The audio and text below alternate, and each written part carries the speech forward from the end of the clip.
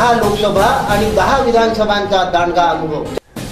शह आणि काट शहाचे राजकारण, जनतेच्या प्रश्नांना नेत्यांची उत्तरे, समाजकारण आणि राजकारण, मस्त नेते आणि त्रस्त जनता, काय म्हणतो 5 वर्ष न दिसणाऱ्या नेत्यांबद्दल समाज।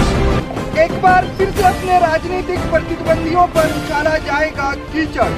काय आहेत सर्वसामान्यांच्या समस्या। जनतेचा कौल कुणाला, भाजपचे ना युतीला की काँग्रेस राष्ट्रवादी आघाडीला। शह और मात के इस खेल में किसकी बनेगी बात और कौन रहेगा खाली हाथ। प्रत्येक गाव आणि शहर हमारे आपकी समस्या जानने के लिए महाराष्ट्रातल्या तमाम जनतेचे प्रश्न घेऊन येत आहोत। बघत रहा निवडणूक रणसंग्राम 2019 फक्त विदर्भ न्यूज आणि VCN न्यूज वरती।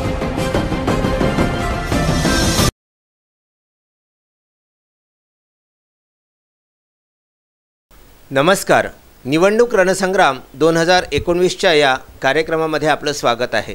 येत्या 18 एप्रिल रोजी घातलेल्या अमरावती लोकसभेच्या रिंगणामध्ये एकूण 24 उमेदवार यांनी आपलं नामांकन उमेदवारी अर्ज दाखल केलेले आहेत आणि 24 उमेदवार आपलं भाग्य हे अमरावती लोकसभेमध्ये आजमावित आहेत।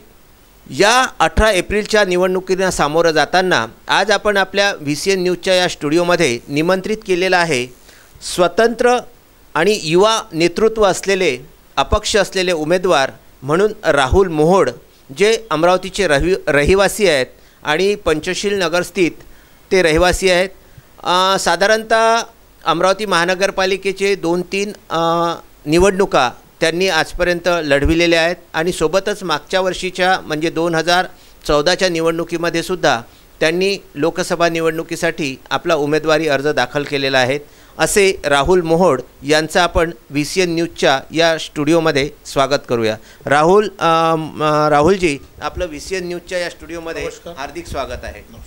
सर्वप्रथम आपण आपला परिचय हा आपले जे काही नवखे नवीन जे मतदार झालेले आहेत त्यांना द्यावा अशी मी आपल्याला विनंती करतो। मी राहुल मोहोड पंचशील नगर अमरावती येथे राहतो आणि गेल्या 25 वर्षापासून आंबेडकरी चळवळीचे मी काम करतो। या 18 एप्रिलच्या निवडणुकींना सामोरं जाताना कुठल्या अजेंड्यावरती म्हणजे कुठला आपला जाहीरनामा आहे ज्याच्यावरती आपण ही निवडणूक सर्वसामान्यपणे लढवित आहात? गेल्या 19-20 तारखेची घटना आहे। मी काही मित्रांसोबत एका ठिकाणी चर्चा करीत असताना बसलो होतो, तर मला काही मित्र सांगायला आले की रिपब्लिकन पार्टीचे जे तथाकथित नेते आहेत ते कोणत्या गोडधोड वाटणारा जो पक्ष आहे त्याचा फॉर्म उचलायला गेले तर मला असं वाटलं की गोडधोड वाटणारा पक्षाचा फॉर्म उचलायला जर आमची नेते मंडळी जर जात असेल तर मी पुन्हा चौकशी केली की खरी घटना आहे का, हे सांगून राहिले माझी कदाचित दिशाभूल तर करत नाही। तर ते मी पाहिलं तर तेव्हा मला समजलं की ते गोडधोड वाटणारा काही पक्ष आहे, तो रजिस्टरही नाही, त्याच्याकडे चिन्हही नाही, परंतु डॉक्टर बाबासाहेब आंबेडकर यांनी ज्या पक्षाचं संविधान लिहिलं, ज्याची घटना लिहिली आणि बाबासाहेबांच्या संकल्पनेतून जन्म घेतलेला जो पक्ष आहे त्याचं रजिस्ट्रेशन ज्या लोकांकडे आहे, तो पक्ष जर त्या व्यक्तीचा फॉर्म उचलायला त्याची नेते मंडळी जर जात असेल त्या पक्षाची, तर मला असं वाटलं की आमच्या समाजाला कुठेतरी कोतवालकीचा धंदा दिला जात आहे, माझा समाज हा गुलामगिरीकडे पुन्हा वळवला जात आहे। तर त्यामुळे मला भीती निर्माण झाली। त्यावेळेस माझ्या विचाराचं वादळ माझ्या डोक्यामध्ये निर्माण झालं, तेव्हा मी म्हटलं की मला हे कुठेतरी थांबवलं गेलं पाहिजे। त्यामुळे मी गेलो, निवडणुकीचा अर्ज वगैरे घेतला मी आणि त्यानंतर दुसऱ्या दिवशी मी माझी उमेदवारी दाखल केली। म्हणजे एकंदरीत असं म्हणायला हरकत नाही की ॲडव्होकेट राजेंद्र गवई यांनी युवा स्वाभिमानचा रस्ता धरला, परमपूज्यने डॉक्टर बाबासाहेब आंबेडकरांनी रिपब्लिकन पार्टी ऑफ इंडियाची स्थापना तत्कालीन वेळी केली होती आणि रिपब्लिकन ऐक्य राहावं यासाठी सुद्धा त्यांनी प्रयत्न केले होते आणि आदरणीय दादासाहेब गवई यांनी हयात असेपर्यंत रिपब्लिकन पार्टीचं इमानी इतबारे कामसुद्धा केलं होतं, परंतु त्यांचे सुपुत्र आज यांनी युवा स्वाभिमानचा रस्ता धरला आणि ॲडव्होकेट राजेंद्र गवई आपल्या मातोश्रीसोबत युवा स्वाभिमानकडे म्हणजे नवनीत राणाकडे गेले आणि यामध्ये बराच आर्थिक व्यवहार झाला अशी सुद्धा जनचर्चा आली आणि त्या संतापाच्या लाटेतून आपण आपली उमेदवारी दाखल केली असं म्हणायला काही हरकत नाही। नाही, असं आर्थिक व्यवहार झाला याशी मी सहमत नाही आहे, कारण की गवई साहेब जे आहेत आणि आतापर्यंत मी जेव्हापासून मला हे राजकारण समजते तेव्हापासून मी पाहिले आहे की काँग्रेस आणि राष्ट्रवादीचे जेवढे नवीन चेहरे आहे किंवा राजकारणी जे पुढारी आहे जुने आणि नवीन ते दादासाहेबाच्या घराशी कशा प्रकारे लोळण घेत होते ते आम्ही पाहिलेलं आहे. त्यामुळे त्यांच्या घराला कोणी खरेदी करू शकतो ही अद्यापपर्यंत कोणी काही बोलत होतं पण त्याशी मी समजत नाही. अच्छा, मग काय कारण असावं असं की नुकतंच म्हणजे आईसाहेबांनी त्यांचा फॉर्म आणणे किंवा जे उमेदवारी अर्ज घेण्यासाठी जाणे यासंबंधी आपल्याला काय माहिती आहे? आमच्या आईसाहेब ज्या आहेत त्या भोळ्या आहेत. त्यांनी धर्म चळवळीमध्ये आता स्वतःचा सहभाग वाढवलेला आहे. त्यांनी सांगितलं आहे की मी धार्मिक कामच करील बा. त्यामुळे आमच्या आईची फसवणूक करून आमच्या आईला भावनिक करून त्या लोकांनी ते तिला घेऊन गेले आणि तिच्या हाताने फॉर्म उचलला आणि समाजामध्ये तो गैरसमज मग पसरला. त्यामुळे सद्यस्थितीमध्ये आपण अमरावती जिल्ह्यामध्ये आपल्याला काय प्रश्न असे भेडसावतात की जे आपण आंबेडकरी चळवळीचं गेल्या 20 वर्षापासून 25 वर्षापासून नेतृत्व करीत आहात, तर अमरावती जिल्ह्यामध्ये असे कुठले प्रश्न तुम्हाला भेडसावतात की जे खरोखर ज्याच्यासाठी तुम्ही अशी आपली उमेदवारी दाखल केलेली आहे? तो माझी उमेदवारी दाखल करण्यामागं नेमकं कारण असं आहे की आमच्या या मतदारसंघामध्ये 3-3.5 लाख मतं आहेत. परंतु इथले जे जातीवादी पक्ष आहेत काँग्रेस, राष्ट्रवादी काँग्रेस, सेना, BJP ते या पक्षांना कसं आहे या पक्षाच्या पुढाऱ्यांचा नेहमी आमच्या मतावर डोळा राहतो. त्यांना आमची मतं तर पाहिजेत परंतु बौद्ध समाजाचा उमेदवार ते खपून घेत नाही. तर ते उमेदवारी ते वारंवार आमच्या मतं घेतात आणि आमच्या समाजाला ते उमेदवारी देत नाही. नेहमी ती अशी चीड आणि खंत आमच्या मनामध्ये आणि माझ्या समाजाच्या प्रत्येक तरुणामध्ये ती राहते की बा हे लोक नेहमी आमच्या मतावर डोळा ठेवून आम्हाला आमचे मतं मागते, आमच्या मताचं राजकारण करते आणि आमच्या माणसाला मतदान देत नाही. आता डॉक्टर राजेंद्र गवळी जर म्हटलं तर त्यांच्याकडे त्या पक्षाकडे त्यांना सुरुवातीला जे झालेलं मतदान आहे ते 2.5 लाख आहे. त्यानंतर त्यांना 50,000 मतदान झालं आणि ज्या व्यक्तीकडे पक्षाकडे 50,000 मतदान आहे त्या व्यक्तीला लोकसभेची तिकीट देण्यामागे दुसरं असं कोणतं कारण नसू शकतं की त्यांना तिकीट द्यायला पाहिजे होती परंतु त्यांना तिकीट दिली का?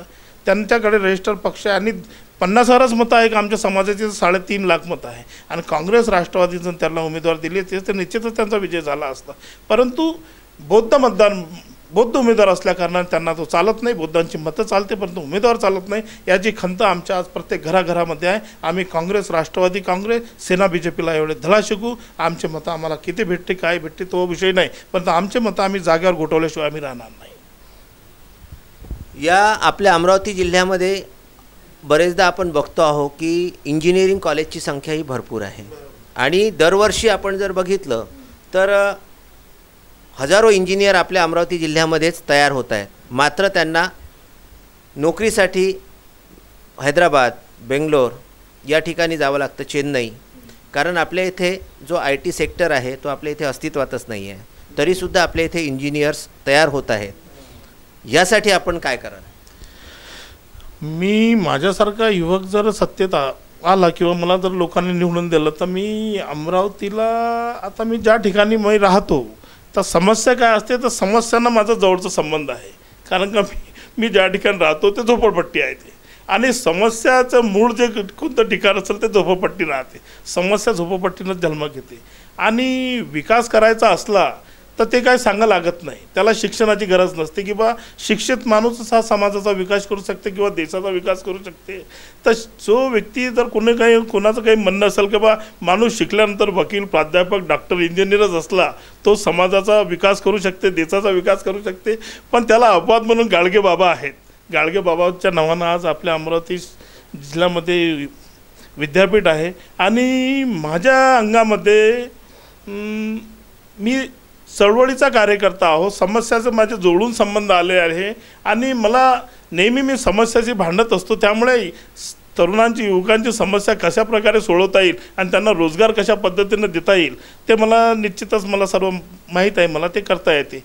आणि ज्या दिवशी आमच्या शहरात काही नाके आहेत जसं यशोदानगर नाका आणि इतर चौकामध्ये रोज सकाळी गांधी चौकातला नाका जिथं सकाळी उठल्याबरोबर लोक 8 वाजता रोजगारासाठी त्या 8 वाजता त्या नाकावर येते आणि नाक्यावर येऊन तिथं अक्षरशः एवढी गर्दी होते का तिथून झालंय रस्ता गाडी घेऊन झालाय जागा भेटत नाही. तर ते लोक जे आहे ते फक्त एक वेळच्या जेवण आपलं दुसऱ्या दिवशीचं कसं जुटलं पाहिजे ते समस्या घेऊन त्या ठिकाणी येतात.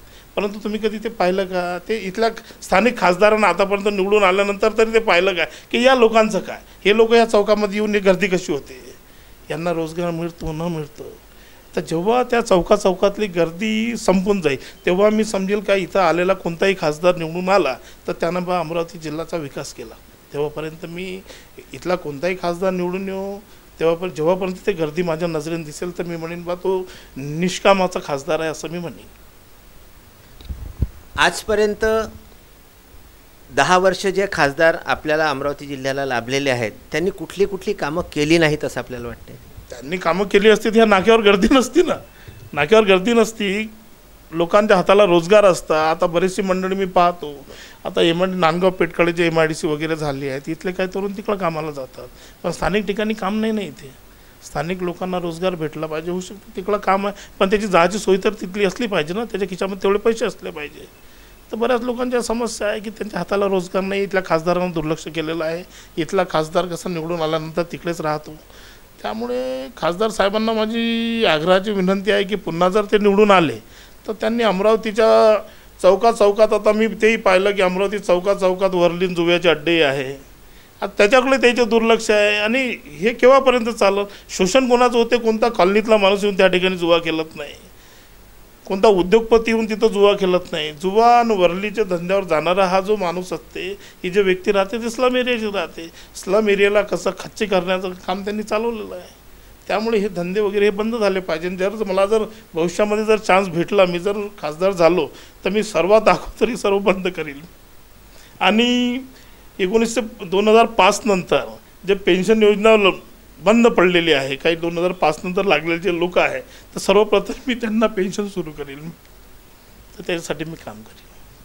म्हणजे एकंदरीत आपलं असं म्हणणं आहे का की अवैध धंदे जे अमरावती शहरामध्ये आणि इतर आपल्या जिल्ह्यामध्ये चालत असतील तर हे अवैध धंदे हे खासदाराच्या म्हणजे हे जे राज्यकर्ते आहेत यांच्याच माध्यमातून चालविण्यात येत आहेत.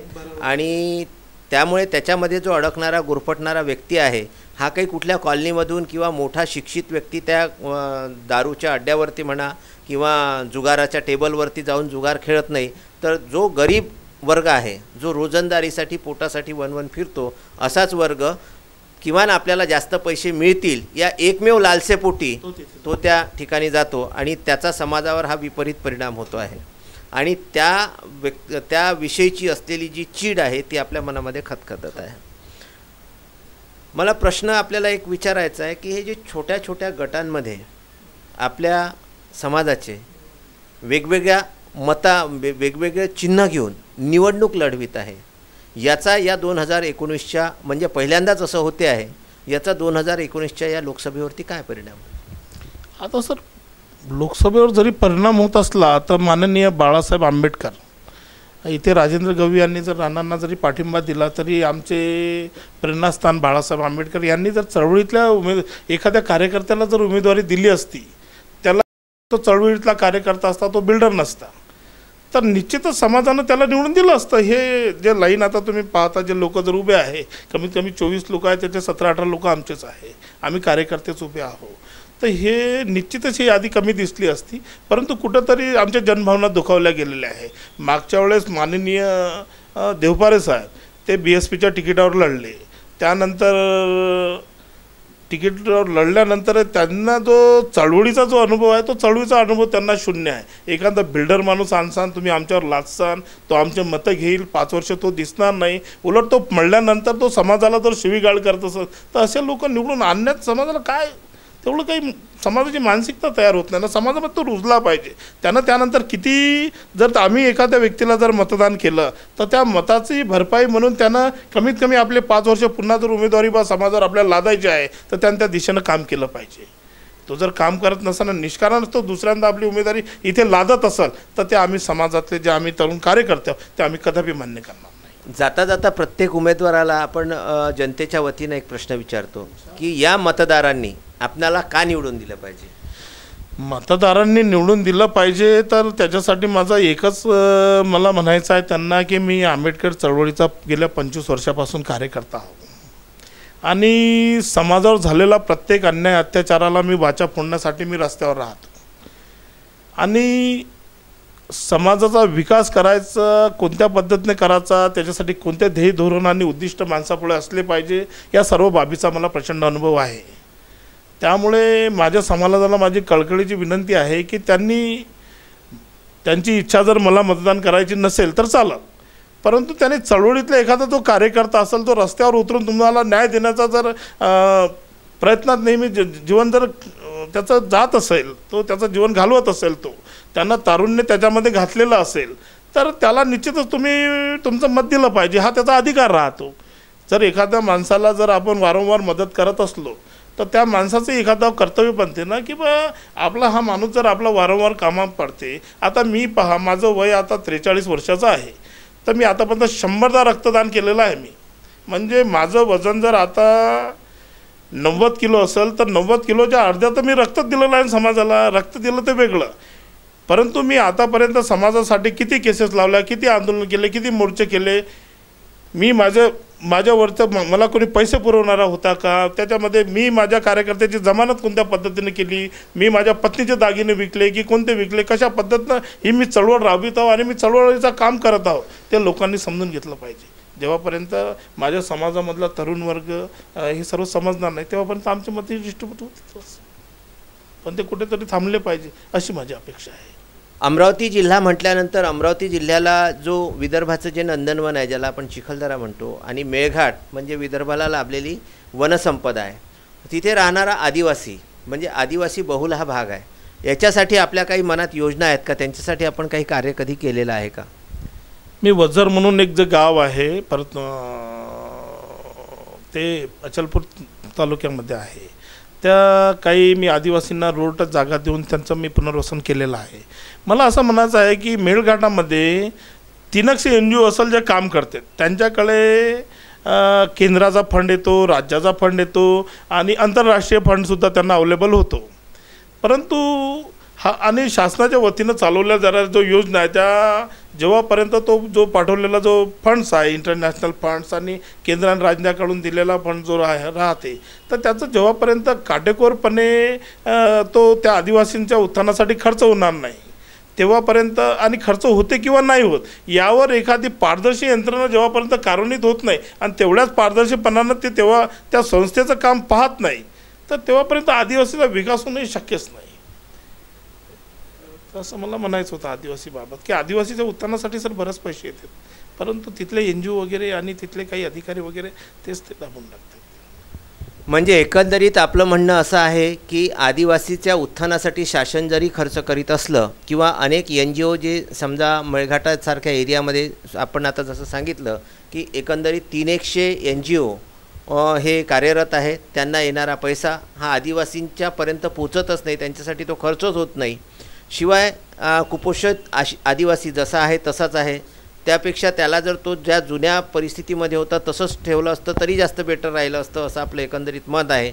येणाऱ्या 18 एप्रिल रोजी राहुल मोहोड यांचं भाग्यसुद्धा आपल्या EVM मशीनमध्ये बंद होणार आहे. त्यांना आपण या निवडणुकीसाठी शुभेच्छा देऊया आणि GTPL setup box number 72 UCN setup box number 81 वरती दररोज बातम्यानंतर आपण बघत आहोत निवडणूक रणसंग्राम 2019. धन्यवाद.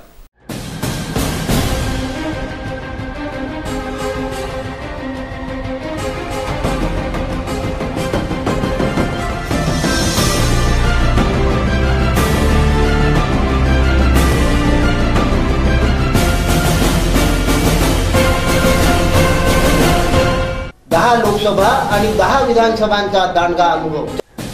शह आणि काट शहाचे राजकारण, जनतेच्या प्रश्नांना नेत्यांची उत्तरे, समाजकारण आणि राजकारण, मस्त नेते आणि त्रस्त जनता. काय म्हणतो 5 वर्ष न दिसणाऱ्या नेत्यांबद्दल समाज. एक बार फिर से अपने राजनीतिक प्रतिद्वंदियों पर उछाला जाएगा कीचड़. काय आहेत सर्वसामान्यांच्या समस्या. जनतेचा कौल कुणाला, भाजपचे नाव युतीला की काँग्रेस राष्ट्रवादी आघाडीला. शय और मात के इस खेल में किसकी बनेगी बात और कौन रहेगा खाली हाथ. प्रत्येक गाव आणि शहर हमारे आपकी समस्या जानने के लिए महाराष्ट्रातल्या तमाम जनतेचे प्रश्न घेऊन येत आहोत। बघत रहा निवडणूक रणसंग्राम 2019 फक्त विदर्भ न्यूज आणि VCN न्यूज वरती।